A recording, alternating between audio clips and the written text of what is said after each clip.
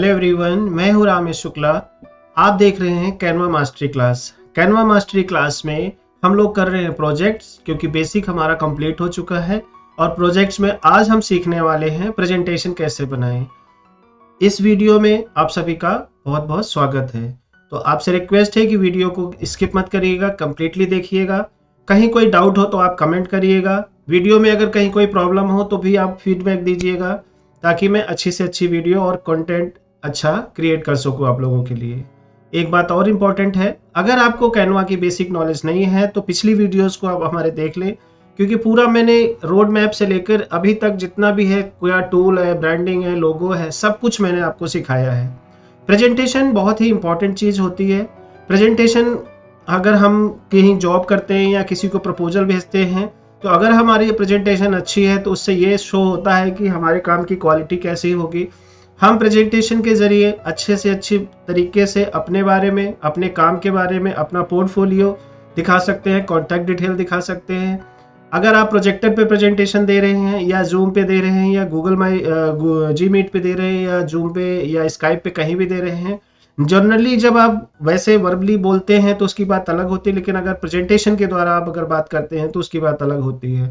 जब भी आप किसी को, मान लीजिए आप ग्राफिक डिजाइनिंग का कोर्स कर रहे हैं, डिजिटल मार्केटिंग है, डिजिटल मार्केटर है या वेब डिजाइनर है, या कोई भी बड़ा प्रोजेक्ट कर रहे हैं, कोई मैन्युफैक्चरिंग यूनिट है या कोई भी चीज है, कहीं जॉब कर रहे हैं उसके लिए या फ्रीलांसिंग कर रहे हैं उसके लिए, किसी और के लिए प्रपोजल बनाना है, प्रेजेंटेशन बनाना है, तो ये टूल बहुत ही इंपॉर्टेंट है और ये सीरीज भी बहुत इंपॉर्टेंट है।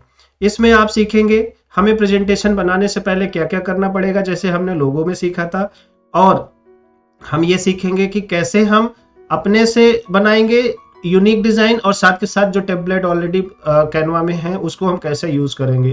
तो चलिए टाइम नहीं गवाते हुए हम लोग चलते हैं अपने फ्लो चार्ट पे और देखते हैं स्टेप बाय स्टेप क्या प्रोसेस है, और फिर उसके बाद हम एक बना के देखेंगे। तो सबसे पहले, जैसे मेरा जो फ्लो चार्ट है, प्रेजेंटेशन का टॉपिक है, सबसे पहले काम होता है ब्रेनस्टॉर्म एंड रिसर्च। तो आपको ये जानना जरूरी होता है, जैसे आप घर से निकलते हैं ऑफिस के लिए, तो आपको पता होता है कि मुझे आज ऑफिस जाना है और इतने बजे तक पहुंचना है, तो आपका एक गोल सेट हो जाता है। उसके दौरान आपको क्या क्या करना है, अगर आप बस से जा रहे हैं, स्कूटर से जा रहे हैं, बाइक से जा रहे हैं, ये सारी चीजें ऑलरेडी आप पहले से डिफाइंड किए होते हैं। उसके साथ साथ आप चलते हैं, फिर जाके आप ऑफिस पहुंचते हैं। ठीक है, तो एक गोल डिसाइड करना होता है। तो सबसे पहले आपको रिसर्च करना होता है कि हमें किस तरह का प्रेजेंटेशन बनाना है, क्यों बनाना है, उसका मेन ऑब्जेक्टिव क्या है, प्रेजेंटेशन में क्या क्या इंक्लूड करना है, लोगो हमारे पास है कि नहीं है, कंटेंट हमारे पास है कि नहीं है, इमेजेस हमारे पास है कि नहीं है। ठीक है ना, तो ये सारी रिसर्च हमें पहले से करनी होती है। अगर आप किसी और के लिए कर रहे हैं तो आप उनसे पूछें कि सर आपको क्या चाहिए। आप कस्टमर को समझे, उनके प्रोडक्ट को समझे, उनकी इंटेंशन को समझे, उनके गोल को समझे कि exactly what do they want. ठीक है, अगर आप किसी अपने कस्टमर के लिए बना रहे हैं तो आपको समझना होगा कि आप क्या देना चाहते हैं उनको। ठीक है, तो आपके प्रेजेंटेशन में प्राइसिंग भी इंक्लूड हो सकता है, कंपनी प्रोफाइल, आपकी बिजनेस का प्रोफाइल इंक्लूड हो सकता है, आपने क्या काम किया है, पोर्टफोलियो इंक्लूड हो सकता है, आपकी कॉन्टैक्ट डिटेल, मतलब जो कुछ आप वेबसाइट में डालते हैं या वर्बली आप बोलते हैं किसी क्लाइंट को, प्रोजेक्ट लेने से पहले, ऑर्डर क्लोज करने से पहले आप उस प्रेजेंटेशन में इंक्लूड कर सकते हैं। तो ये हो गया हमारा ब्रेनस्टॉर्मिंग एंड रिसर्च।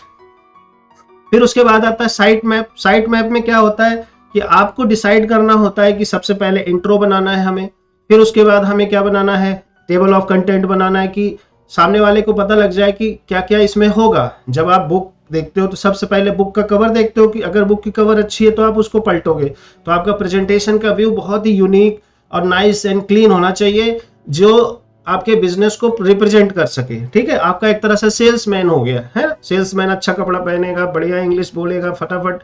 इंग्लिश की भी आप क्लास चल रही है, आप उसका भी देख सकते हैं, पूरा मैंने प्लेलिस्ट बनाया है, तो आप वो भी देख लीजिए। अगर आपकी इंग्लिश कमजोर है तो ग्रामर का भी चल रहा है, धीरे धीरे आगे भी बढ़ेंगे तो हम पूरा कैसे ईमेल लिखते हैं, कैसे हम कंटेंट राइटिंग करते हैं, ये सारी चीजें आपको उसमें कवर की जाएंगी। ठीक है, तो साइट मैप में आपका इंट्रोडक्शन हो गया, टेबल ऑफ कंटेंट हो गया, है ना। फिर उसके बाद स्टेप बाय स्टेप, जैसे कि कंपनी प्रोफाइल, फिर हमारी सर्विसेज, हमारे प्रोडक्ट्स, हमने क्या क्या काम किया, हमारे क्लाइंट्स, ठीक है, आवर क्लाइंट्स, हमारे कॉन्टैक्ट। ठीक है, कुछ और अगर आप रिव्यूज, टेस्टिमोनियल, फीडबैक वीडियो, जो भी आप पावर पॉइंट प्रेजेंटेशन में करते थे वो आप इसमें कर सकते हो। तो ये हो गया हमारा साइट मैप। ठीक है, इसके बाद आता है कंटेंट। अब आपने स्ट्रक्चर बना लिया, रिसर्च बना लिया, डिसाइड कर लिया एग्जैक्टली क्या करना है, क्या कलर देना है। तो अब हम कंटेंट की बारी है। कंटेंट में जो हमने स्ट्रक्चर बनाया उसके हिसाब से हमारे पास कंटेंट होना चाहिए। कंटेंट कैसे बनाया जाएगा? आप चैट जीपीटी से हेल्प ले लो। चैट जीपीटी को बोलो अपनी पूरी डिटेल दो कि my business is this, I deal in this this this this this, and enter मारो, अपने आप आपको वो प्रोफाइल दे देगा। अगर आपको नहीं आता तो कमेंट करो, मैं आपको चैट जीपीटी से कंटेंट कैसे क्रिएट करते हैं वो भी मैं आपको बता दूंगा, और कैसे उसको अपने लैंग्वेज में चेंज करना, एडिटिंग करना पड़ेगा, क्योंकि एआई रिटन जो कंटेंट होता है वो काफी कॉम्प्लिकेटेड होता है और वो एक न्यूट्रल लैंग्वेज में देता है। आपको देखना पड़ेगा कि हमारा क्लाइंट किस तरह का है। अगर बाहर का है तो हो सकता है थोड़ा डिफिकल्ट इंग्लिश चलेगा। इंडियन है तो आपको हर लेवल का लेके चलना पड़ेगा ताकि समझने में दिक्कत ना हो। फिर उसके बाद इमेजेस, जो आपकी कंटेंट है उस कंटेंट से रिलेटेड इमेजेस हैं। अब आप कहोगे इमेजेस तो है नहीं मेरे पास, तो ऐसी बहुत सारी वेबसाइट है जैसे unsplash.com हो गया, pixels.com हो गया। आप गूगल पे जाइए, रॉयल्टी फ्री इमेजेस डाउनलोड पे डाउनलोड सर्च करेंगे आप तो आपको वेबसाइट मिल जाएगी, आप वहां से डाउनलोड कर लीजिए। डाउनलोड करने के बाद आप पूरा अपना कंटेंट और इमेजेस पूरा आप एक जगह पे रख लीजिए। और ध्यान रहे कि जब भी आप रॉयल्टी फ्री इमेजेस डाउनलोड करेंगे पहले आप उसको इमेज रिसाइज कर लीजिए, उसकी जो रेजोल्यूशन है उसको कम कर लीजिए। नहीं तो क्या होगा, वो जो आप इमेज डाउनलोड करते हैं वो काफी हैवी होता है, उसको हमें लाइट करना होता है, साइज कम करना होता है, मतलब जिस साइज में हमें चाहिए उसी साइज में हमें रखना होता है। ठीक है, तो अब हमारा ब्रेनस्टॉर्मिंग हो गया, साइट मैप हो गया, कंटेंट हो गया। अब बात आती है वायर फ्रेमिंग की। अगर आप अपने लिए बना रहे हैं या क्लाइंट के लिए बना रहे हैं या आप कहीं जॉब कर रहे हैं तो सबसे ज्यादा जरूरी होता है कि पेन और पेपर लेके उस पर आप एक बार ड्रॉ कर लो कि मैं ये चीज ऐसे इमेजिन कर रहा हूं और ऐसे बनाने की सोच रहा हूं। इसके लिए आप इंस्पिरेशन भी ले सकते हो। गूगल पे जाओ, प्रेजेंटेशन इंस्पिरेशन डाल लो, ठीक है ना। freepik.com पे चला जाओ। कैनवा पे तो ऑलरेडी हजारों के तादाद पे आपको प्रेजेंटेशन बने बनाए मिलेंगे, आप उनको भी यूज करके इंस्पिरेशन ले सकते हो, अभी मैं बताऊंगा। तो आप लोगों की देखो कि कैसे बने हुए हैं। जब तक आप दूसरों की देखोगे नहीं कि प्रेजेंटेशन कैसे बनाया जाता है तब तक आप बना नहीं पाओगे। और किसी से इंस्पिरेशन लेना, कॉपी करना कोई बुराई नहीं है। बुराई तब होती है जब आप 100% सेम कॉपी कर देते हो। किसी की मेहनत ऐसे नहीं खराब जानी चाहिए। आप सोचो, अगर आपने दिल से कुछ चीज बनाया है, कोई और आके बोले कि ये मैंने बनाया, आपको कैसा लगेगा? या आपके आइडिया को वो चुरा के अपना बना के मार्केट में सेल करने लगे, आपको कैसा फील होगा? तो इसलिए कभी भी किसी की चीज को, किसी मेहनत को, किसी के क्रेडिट को नहीं चुराना चाहिए। आप अपना खुद से मेहनत कीजिए, देखिए, अलग बनाइए। आप देखेंगे बड़े बड़े बिजनेसेस हैं, सब एक दूसरे के आइडियाज को चुराते हैं, लेकिन वो अपना बनाते हैं, कुछ उसमें मिक्स करते हैं।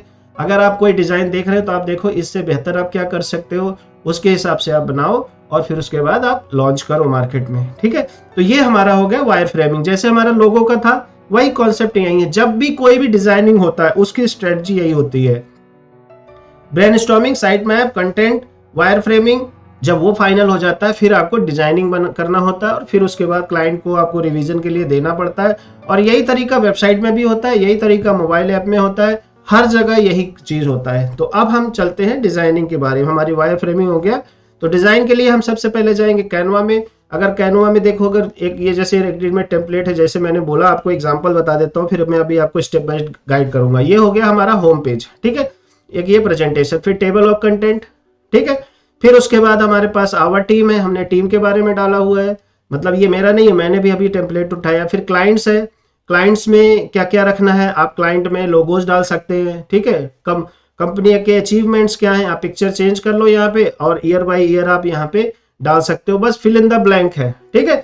शॉर्ट टर्म गोल्स, और ये पेड है, अगर आपका कैनवा का पेड सब्सक्रिप्शन है तो उसमें ही अच्छे से काम करें, लेकिन आप इसको देख के अपना भी बना सकते हो फ्री में, ठीक है ना। शॉर्ट टर्म गोल क्या है, लॉन्ग टर्म विजन क्या है, आपके विजन, मिशन, ऑब्जेक्टिव जैसे होते हैं, और यहाँ पे कॉन्टेक्ट डिटेल होते हैं। तो आप देखो इस तरह से अच्छा से एक प्रेजेंटेशन तैयार हो जाता है। अब चलिए हम देखते हैं कि कैसे ये बनेगा। तो मान लीजिए आप canva.com पे हैं, ठीक है, ये हमारी वेबसाइट खुल गई कैनवा की।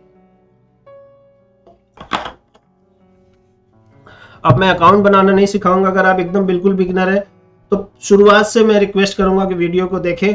मेहनत तो करना पड़ेगा और साथ के साथ आपको प्रैक्टिस भी करना पड़ेगा, बिना प्रैक्टिस के कुछ होने वाला नहीं है।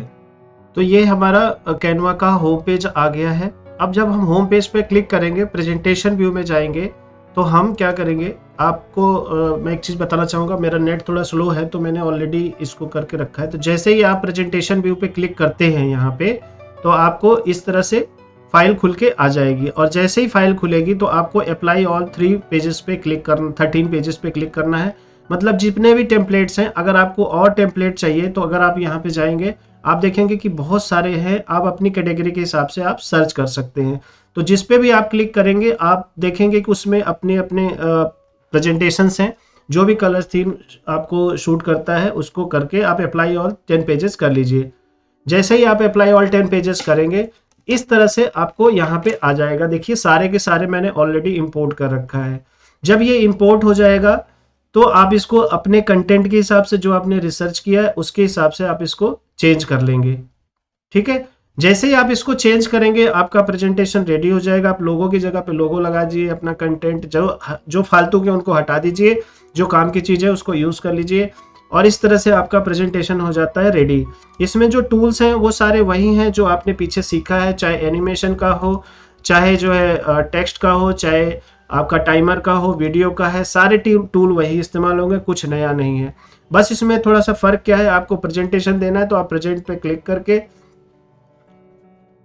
आप देखिए यहाँ पे presentation full screen, presenter view, जिस पे भी आप देना चाहेंगे प्रेजेंट करके इसको प्रेजेंटेशन दे सकते हैं। फिर उसके बाद आता है अपना डाउनलोड करना।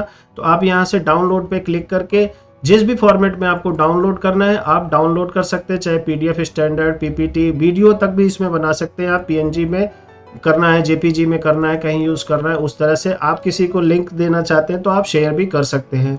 तो इस तरह से हमारा प्रेजेंटेशन रेडी हो जाता है, और ये बड़ा ब्रीफ में मैंने आपको दिया हुआ है। आप इसको अप्लाई कीजिए और यूज़ कीजिए, और फिर बताइए कि कहीं आपको ये बेनिफिट हुआ या नहीं हुआ, कहीं कोई प्रॉब्लम है तो भी आप बताइएगा। आज के लिए इतना ही, मिलते हैं अगली वीडियो में। Thank you so much.